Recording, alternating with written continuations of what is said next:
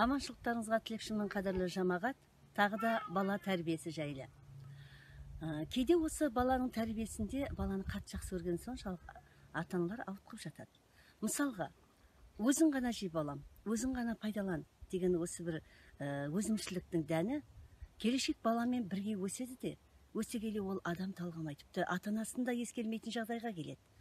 Ал егер де баланың бойына көпшіл болу, жақсылық жасау сияқты ізгіліктің дәнін сепсеңіз, ол да баламен бірге өсіп, шапағатын өзіңіз көріп жатасыз. Бұлай өскен балалар шаңырағынан ұзағанда да ата-анасының қадірін есінен шығармай отырады. Осыған байланысты керемет бір ән бар еді.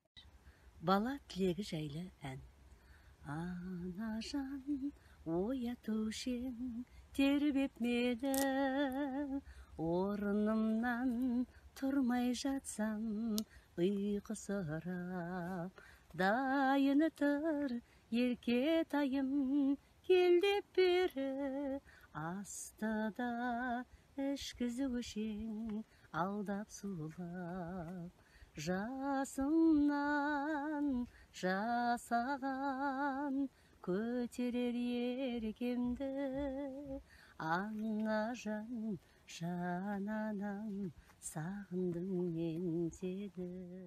Өзіңсің сырласым да мұңдасым да, іш тартып әлде жақын тұрғасын ба? Алдымда құшақ жайып анам тұрса, болмай ма сауық сайран құрмасыма? Жасымнан жасаған көтерер еркемді, ана жан жананам, сағындым мен сені. Қадірлі ата-ана, ұрпақтарыңыз мейірімді болып өссін. Рахмет сіздерге.